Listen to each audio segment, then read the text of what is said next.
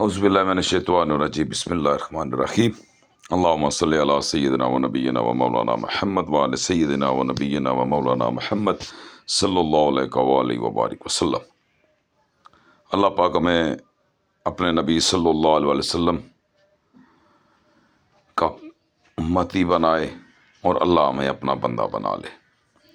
تو آج خود گروپ میں 2-3 میسج آئے ہیں۔ محسن علی صاحب ہیں، میرے بھائی ہیں چھوٹے، اللہ پاک ان کو جزائے خیر عطا فرمائے، اللہ پاک ان کو لمبی زندگی عطا فرمائے۔ اور عبدالجبار صاحب ہیں جی، 2 بھائی ہیں، تو شاید میں جانتا ہوں ان کو بھی، لیکن چلے میں بات کر رہا ہوں، ابھی میں نے میسج پہنچانا ہے، وہ لازمی ہے کہ لفظ خدا، کیونکہ میرے نزدیک لفظ خدا شرک ہے۔ لفظ خدا، اللہ کو لفظ خدا سے پکارنا شرک ہے، کیونکہ اس کی بہت ساری وجوہات ہیں، اور پہلی وجوہات یہی ہے کہ اللہ وحدہ لا شریک ہے، اس کا کوئی شریک نہیں۔ یہ ہمارا دعویٰ ہے، اور اگر ہم اپنے دعوے کے سچے اور پکے ہیں تو پھر لفظ خدا اسی ایک بات میں ہی غلط ثابت ہو جاتا ہے، کیونکہ لفظ خدا جمع کا صیغہ ہے۔ یہ پڑھے لکھے لوگ، سمجھدار لوگ، عاقل لوگ سمجھتے ہیں اس بات کو۔ لفظ خدا جمع کا صیغہ ہے، لفظ خدا کی جمع خدائی بھی بنتا ہے، اور لفظ خدا کی جمع خداؤں بھی بنتا ہے۔ تو ایک ہی اعتبار سے یہ بیس سے ہی غلط ہو گیا۔ پھر اللہ کہہ رہا ہے کہ میں نے خدائی بنائی، اللہ کہہ رہا ہے کہ میں نے مرد کو عورت کے مزاج کا خدا بنایا، مزاجی خدا بنایا، جو کنسیپٹ ہم لے کے بیٹھے ہیں۔ اور خدا کو اللہ کہہ رہا ہے کہ آپ کے، اللہ ہر گھر سے دلیل دے رہا ہے کہ لفظ خدا کو سجدہ نہیں ہے۔ جہاں بھی خدا، لفظ خدا جہاں جڑا، وہ چاہے پتھر کے مجسمے کے ساتھ انسان نے جوڑا، اسے بھی سجدہ نہیں۔ ہم انسانوں کو ساتھ اللہ نے جوڑا، مرد کو خدا بنایا، عورت کو مزاج بنایا، تو مزاجی خدا کا مرتبہ دے کے تو اللہ نے بولا ہاں سن لو، خدا کو سجدہ نہیں ہے۔ تو یہ دوسرے اعتبار سے بھی خدا کو سجدہ، جب خدا کو سجدہ نہیں ہے تو پھر وہ کیسے خدا ہے، اسے کیسے خدا پکارتے ہیں؟ اور یہ چھوٹا بڑا کا جو کنسیپٹ ہے ہمارے، خاص کر بریلوی مسلک میں بہت چل رہا ہے، چھوٹے اور بڑے خدا کا کنسیپٹ بہت زیادہ چلتا ہے کہ وہ بڑا خدا ہے۔ ہمارا کہنے کا مقصد، ہم اللہ کو ہی کہنے کا مقصد ہے پکارتے ہیں۔ تو بڑے بڑے مفسرین کرام نے بھی اس کو، بہت سارے علماء کرام نے بھی اس کو بولا ہے کہ ہاں جی لفظ خدا نہیں پکارنا چاہیے، کیونکہ جو چیز آپ کو غلط چیز کی طرف، ایک شرک کی طرف لے کے جا رہی ہے تو اس کو چھوڑ دینا بہتر ہے، چاہے آپ کا مطلب اچھا ہی کیوں نہ ہو، لیکن اس کا خطرہ ہے کہ وہ چیز آپ کو غلط طرف لے کے جا رہی ہے۔ جیسے پتھر کے مجسمے کو خدا بولا گیا، وہ جو 360 پتھر کے مجسمے جو بت پڑے ہوئے تھے اللہ کے گھر کے خانہ کعبہ میں، ان میں بھی چھوٹے بڑے کا کنسیپٹ تھا۔ وہاں تو واضح کلیئر کر دیا تھا جناب ابراہیم علیہ السلام نے، جب سارے بتوں کو توڑا اور کلاڑی بڑے خدا کے کاندھے پر رکھی اور چلے گئے۔ یہ آپ لوگوں نے صحیح سنی باتیں ہم کر رہے ہیں میرے بھائی، ہم کو اپنے سے کوئی بات نہیں کی ہے، یہ آپ لوگوں کا کنسیپٹ ہے، آپ لوگوں نے سب کچھ بتایا ہے، خود بتاتے ہیں اور خود عمل نہیں کرتے ہیں آپ، ٹھیک ہے؟ تو جب بڑا خدا بھی پتھر کا مجسمہ ہی ہوا تو پیچھے رہ کے گیا، اور جو چیز جمع میں ڈیوائیڈ ہو جائے وہ اللہ کے لیے کیسے ہو سکتی ہے وحدانیت کے لیے؟ پھر اللہ کہہ رہے خدا کو سجدہ نہیں ہے، نہ پتھر کے خدا کو جو انسان نے خود اپنے سے بنائے ہوئے تھے ان کو سجدہ نہیں۔ اللہ نے بولا میں نے تمہیں خدا بنایا، اور ہر ایک مرد کو عورت کے مزاج کا خدا بنایا۔ اب وہ کئی ایسے بھی ہیں جو بولتے ہیں جی یہ مزاجی خدا جو ہے جی یہ لفظ ہم نہیں مانتے۔ بھائی چلے آپ حضرت آدم سے مثال لے لیں، انسانیت کے جو باپ ہیں، اللہ نے جب ان کی تخلیق کی تو عورت کا مجسمہ نہیں بنایا، جب اللہ نے آدم کی تخلیق کی تو عورت کا مجسمہ نہیں بنایا۔ اللہ نے آدم کو فرشتوں سے سجدہ کروایا، جس نے نہیں کیا وہ شیطان بن گیا۔ اب آدم کو، انسانیت کو سجدہ ہوا کرنے والے فرشتے تھے، جس نے نہیں کیا اس نے بولا اللہ میں چپے چپے پہ سجدہ کروں گا، لیکن وہ بھی تیری ذات کو، انسان کو نہیں کروں گا۔ اللہ نے بولا تو میرے حکم کی نافرمانی کی ہے، حتیٰ کہ بات تو ٹھیک تھی، لیکن اللہ نے جب کہہ دیا کہ میں نے انسان کو اشرف المخلوقات بنایا تو ہم اشرف المخلوقات کیوں نہیں بن رہے؟ آج بھی ہماری نظر میں فرشتے افضل ہیں؟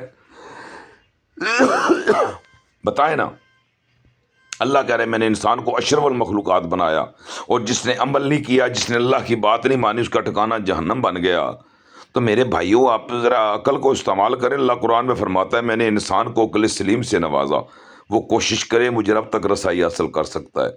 تو عقل اس لیے اللہ نے دی ہے میرے بھائیوں، اس کو استعمال کرو، اس کو ضائع مت کرو، اس کو سنبھال کے مت رکھو، پٹو اس کو وہ کیا کہتے ہیں اس کو، کسی چھوٹی سی گتھی میں ڈال کے گرا لگا کے اس کو سیو کر کے مت رکھو، اس کو استعمال کرو، وہ تب بڑھے گا۔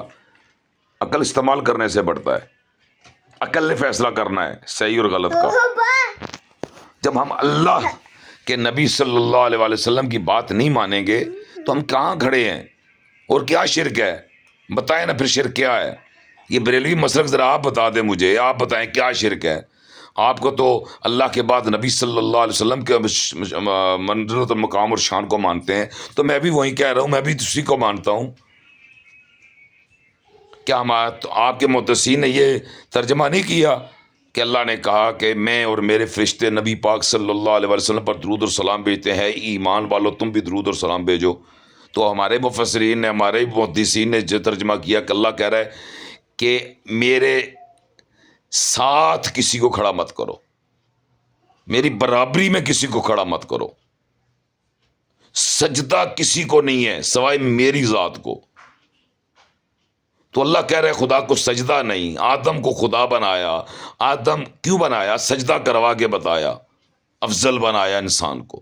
پھر عورت کو آپ مرد کی پسلی سے پیدا کیا، جناب اما حوا کو جناب آدم علیہ السلام کی پسلی سے پیدا کیا۔ تو جو چیز آپ سے خلق کی اللہ نے، وہ تو آپ کی ملکیت ہوئی نا۔ صرف اللہ نے آپ سے خلق کی، ملکیت تو آپ کی، مزاج تو آپ کا ہو گیا۔ تو یہ بات سچی ہے، اس میں جھوٹی تو کوئی نہیں ہے۔ تو خدا کو سجدہ نہیں ہے تو پھر کس منہ سے کس خدا کو سجدہ کرتے ہو؟ ٹھیک ہے، اللہ نے حکم دیا جب تمہارا خدا تمہیں پکارے اور تم میری عبادت میں مشغول ہے تو میری عبادت کو ترک کر چھوڑ دے، پہلے اس کی سن۔ آپ مولویوں نے فتویٰ دے دیا جی وہ نفلی عبادت ہے، تو کیا نفلی عبادت میں کسی اور کو سجدہ کرتے ہو؟ فرض عبادت میں کسی اور کو سجدہ کرتے ہو؟ یار شرم کرو۔ ایک وحدہ لا شریک ذات ہے جس کو سجدہ کرتے ہو، وہ عبادت اسی کی ہے۔ تو وہ کہہ رہے میری عبادت کو ترک کرو۔ اس نے یہ نہیں کہا نفل کو کرو یا فرض کو کرو۔ آپ نفلی عبادت لے کے بیٹھ کے فرض ادا کروا رہے ہو، جرم کروا رہے ہو، اپنے ہی کار میں ظلم کروا رہے ہو۔ تو اپنے بھائیو، اللہ کو جان دینی ہے، اللہ وحدہ لا شریک ہے۔ تو کیا مسئلہ ہے آپ کو وحدانیت کا؟ پھر آپ مجھے بتائیں نا، کسی ایک صحابی نے کہیں لکھا ہو، یہ تو 4000 سال پرانا لفظ ہے خدا، تو مجھے کہیں ایک جگہ سے ثابت کر دے حدیث یا قرآن سے کسی صحابی رسول نے اللہ کو لفظ خدا سے پکارا ہو۔ آپ ثابت کریں نا، مجھ سے کیا مانگ رہے ہیں؟ میں کیا ثابت کروں آپ کو؟ میں تو مانتا ہی نہیں اس لفظ کو۔ ثابت آپ کرے، جو پرچار کیے ہوئے ہیں، پکار آپ رہے ہیں، لفظ خدا کی پرچار آپ کر رہے ہیں، تو پھر مجھ سے کیوں سوال کر رہے ہیں؟ سوال آپ کا حق بنتا ہے جواب دینا۔ آپ بتائیں کہاں لکھا ہوا ہے؟ کیوں پکارتے ہیں آپ؟ کیوں شرک کرتے ہیں آپ کا ہر ممبر شرک کر رہا ہے۔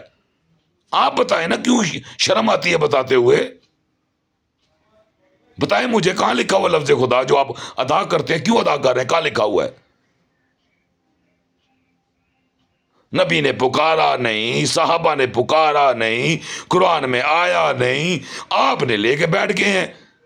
وہ بھی 73 کے قانون کے مطابق، جو بھٹو نے بنایا تھا، بھٹو نے، ذوالفقار علی بھٹو نے، وہ جو آپ کی اردو جب سیدھی کی تو فارسی اردو کو مکس کر کے لفظ خدا آپ کو وہ تحفے میں دے گئے۔ شرک،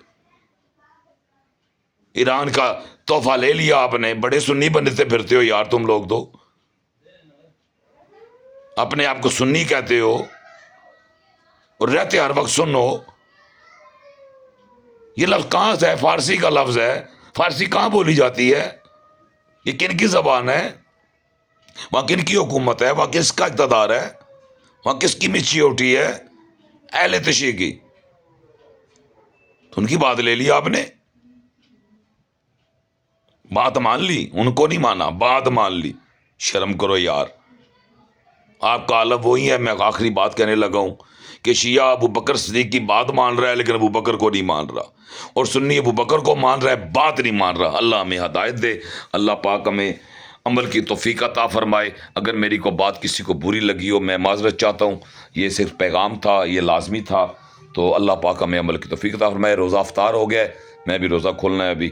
اللہ پاک ہم سب کو حامی و ناصر، اور اللہ پاک ہمیں سیدھا رستہ دکھائے، اور نبی صلی اللہ علیہ وسلم کا امتی بنائے، اور اللہ اپنا بندہ بنائے، ہم اللہ کے بندے بنے، کسی خدا کے نہیں۔ السلام علیکم ورحمۃ اللہ وبرکاتہ۔